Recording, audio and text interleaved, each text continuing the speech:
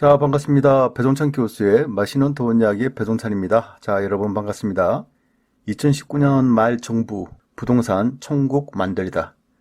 부동산을 잡을 황금 기회가 정부 입장에서는 있었죠. 그런데 안타깝게도 제가 생각하는 점에서는 정부는 부동산을 잡을 기회를 놓치고 만 것 같아요. 흔히 인생의 기회는 3번 있다고들 이렇게 말씀하시죠. 물론 제가 보는 점에서는요. 인생의 기회가 3번밖에 오지 않는다. 인생의 기회가 3번밖에 안 온다. 어떻게 보면 슬픈 거죠. 그래서 제가 보는 점에서는 기회가 99번 온다라고 생각합니다. 인생의 기회가 3번밖에 없다. 너무 슬픈 거예요. 어떻게 보면 기회가 너무 적다라고 말씀드릴 수 있을 것 같고요. 그래요. 이렇게 희망을 갖고 사셔야지. 또 이러한 생각이 있을 때 기회가 와도 그 기회를 내 거로 만들 수 있는 그런 능력이 되지 않을까요? 아무튼 인생의 기회가 3번 온다는 얘기는 그만큼 어떤 기회든 간에 최선을 다해서 열심히 잘 활용을 해서 그 기회를 반드시 잡으라는 그러한 명언이라고 생각합니다. 지금 핫한 부동산 시장을 바라다 보면요. 굉장히 좀 아쉬운 생각이 들어요. 부동산을 잡을 절대적 순간이 왔었지만은 정부는 부동산을 국민들이 생각하는 만큼 그만큼 잡아주지 못하는 것 같아요. 이러한 부분에 대해서는 지난 특강을 통해서 말씀을 드린 부분이에요. 아무튼 현재의 부동산 시장은 전국적으로 많이 상승하고 있다라고 말씀을 드릴 수 있을 것 같습니다. 한국감정원에서 어제 나온 자료죠. 어제 나온 자료를 본다 하더라도 전국적으로 0.06%에서 0.08%로 상승했고 수도권도 0.10에서 0.11. 문제는 지방이죠. 지방은 0.01%에서 0.06%로 상승률이 이렇게 많이 상승했다라고 말씀을 드릴 수 있을 것 같고요. 서울 또한 0.09에서 0.10%로 상승을 하고 있다는 얘기입니다. 앞에 보시는 화면처럼 전세 또한 이처럼 지난주를 비교해서 많이 상승하고 있다는 얘기입니다. 그리고 1년간 전국 아파트 매매 전세 지수 변동률을 본다 하더라도요. 이 또한 마찬가지지 않습니까? 2019년 10월 28일 또 11월 달 통계를 놓고 본다 하더라도 가격이 이처럼 올라가고 있다는 얘기예요. 어떻게 보면 지난주보다 더 많이 상승하고 있다는 것을 우리가 알 수가 있다는 얘기입니다.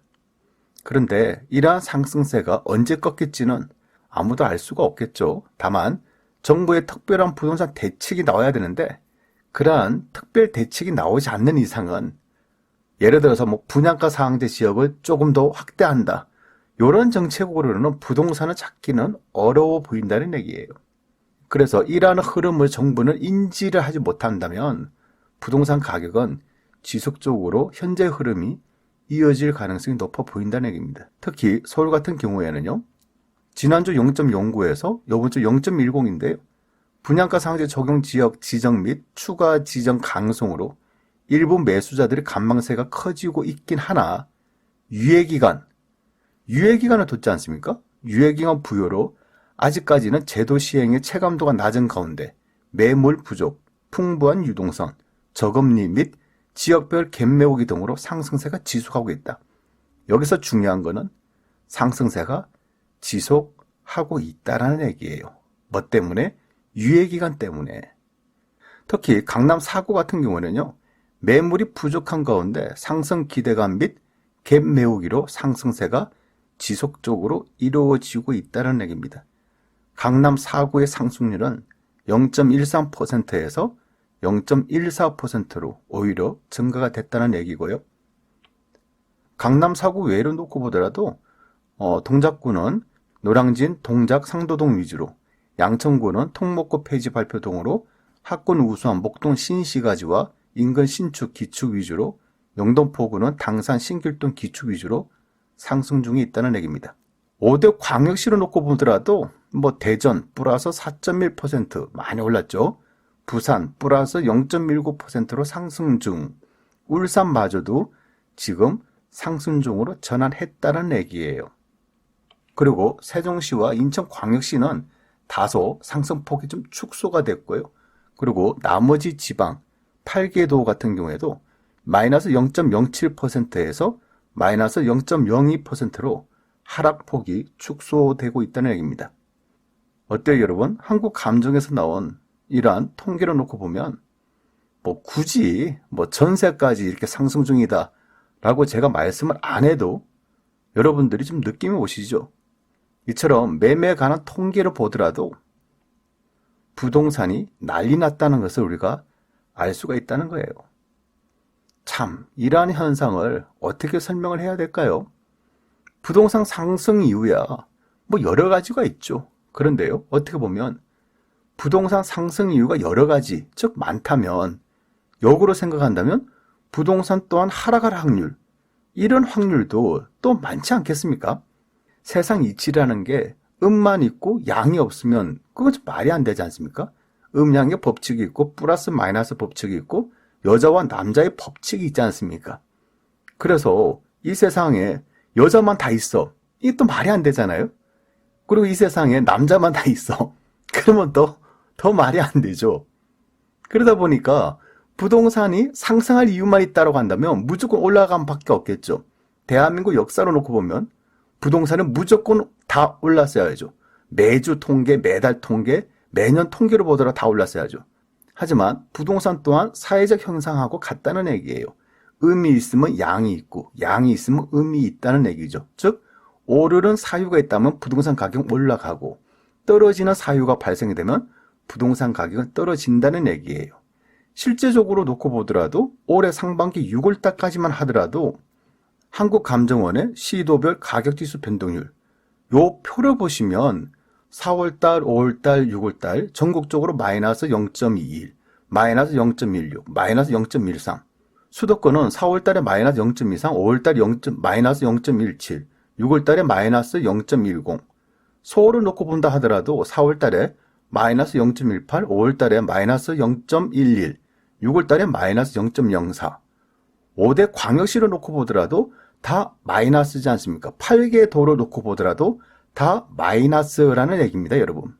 즉 부동산 가격이 올해 상반기까지 하더라도 6월달까지 하더라도 부동산 가격은 떨어지고 있었고 실제적으로 서울 강남이든 서울이든 수도권이든 지방이든 부동산 가격이 전반적으로 재미가 없었고 하락 중에 있었다는 얘기예요. 그렇지가 않나요? 하락할 때는 하락한다는 얘기입니다. 이처럼. 여기다가 정부는 한 가지 더 첨부를 하죠. 이제 서울 강남이 그토록 올라가면 분양가 상한제를 시행하겠다. 10월 초에. 예외 없이 그냥 관리처분 인가든 뭐든 예외 없이 다 시행하겠다. 그리고 조정지역을 중점으로 하겠다. 요게 올 여름에 나온 그런 분양가 상한제에 대한 예고지 않습니까? 이처럼 강력하게 발표한 처음에 분양가 상한제 시행이 가면 갈수록 말이 바뀌는 거예요. 국내외 경제 사정 여건상 국내 경기를 생각하면 경제 성장률을 생각하면 또 미국과 중국의 무역전쟁, 한국과 일본의 경제전쟁 등등등등 갈등을 했던 거예요. 할까 말까? 해야 되나 말아야 되냐.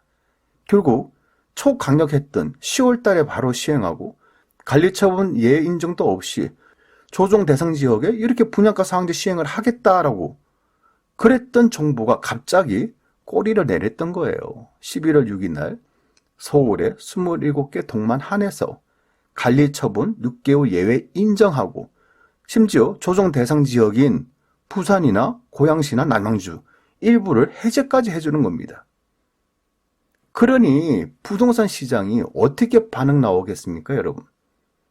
제가 오늘은 목소리 톤이 약간 높아진 것 같은데요. 하는 걸 보면 목소리가 커질 수밖에 없을 것 같아요. 그래요.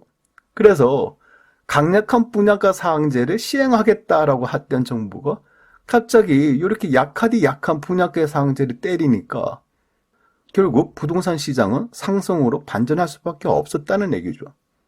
어떻게 보면 정부는 부동산 가격을 잡을 조류의 찬스를 안타깝게도 놓친 것 같아요. 부동산 정책에 대한 시각이요. 부동산으로 경기 부양을 하지 않겠다. 국민과의 대화에서 이런 말씀하셨죠. 대통령께서요. 근데 중요한 거는요. 부동산으로 경기 부양을 하지 않겠다. 이런 이야기는요. 말 그대로 부동산 경기가 안 좋아서 전국적으로 미분양 아파트가 10만 가구가 넘어가고 건설회사가 부도가 나고 아파트 가격이 막 폭락을 하고 요때 할 얘기라는 거죠. 지금처럼 부동산 경기가 좋고 강남에 있는 아파트, 서울에 있는 아파트, 판교에 있는 아파트, 분당에 있는 아파트, 과천에 있는 아파트, 이런 아파트들이 이렇게 상승하고 있는데 이런 상황에서 부동산으로 경기 부양을 하지 않겠다. 요 얘기는 안 맞는 얘기죠. 그렇지가 않나요? 지금은 부동산 가격이 떨어져서 문제가 되는 시기가 아니라 부동산 가격이 너무 많이 올라서 문제가 되는 시기이지 않습니까? 서울 강남 같은 경우 1년 사이에 2억 3억이 올랐어요. 저희가 매년 서울 강남의 아파트들을 가격을 체크를 합니다. 체크한 지 1년 사이에 2, 3억이 올랐다는 얘기예요. 즉 부동산 문제에 대한 접근 방식이 다소 좀 이론적이었던 것 같아요. 어떻게 보면 큰일이에요. 이렇게 나가다가는 부동산 가격 어떻게 될지 제가 보는 점에서는 앞으로 이런 식으로 계속 나가면 부동산 가격은 정부가 잡기에는 굉장히 힘들다라고 이렇게 말씀을 드릴 수밖에 없다는 얘기예요. 결론적으로 말씀드리면요. 이처럼 약하디 약한 분양가 상한제 정책은 지금과 같은 부동산 분위기에 부동산 시장에 결코 부동산 가격을 잡을 수가 없다라는 얘기예요. 이 방송을 통해서 제가 수차례 말씀드린 거죠. 이대로 이 상황이면 부동산 가격 반등한다라고. 오히려 부동산 가격 상승에 불을 지피는 그러한 분양가 상한제가 되지 않았나라는 그런 생각을 할 수밖에 없다는 얘기입니다. 결론적으로 2019년 말 부동산을 놓고 본다면 정부가 부동산 천국을 만들었지 않나라는 그런 생각을 한번 해봅니다. 그만큼 부동산 정책이라는 것은 부동산을 잡으려면 강력하게 잡아야 하는 것임에도 불구하고 여러 가지 경제사정, 국내의 여건 등등 이런 부분들을 다 생각하다 보니까 강력한 정책을 정부가 내놓지 못했던 거예요. 그러한 바람에 부동산 가격은 다시 급등으로 반전했다라고 이렇게 말씀을 드릴 수가 있다는 얘기예요. 한마디로 표현한다면 정말 안타깝다라고 말씀을 드릴 수가 있을 것 같아요. 또 어떻게 보면 역으로 생각한다면 부동산 투자자들 입장에서 본다면 한편으로는 기쁘지 아니할 수가 없는 그러한 부동산 시장이라고 또 말씀을 드릴 수 있을 것 같아요. 아무튼 2019년 말 정부의 정책으로 인하여 부동산의 천국이 된 듯한 그런 느낌이 듭니다. 이상까지 배순찬 교수의 맛있는 도원 이야기였습니다. 감사합니다.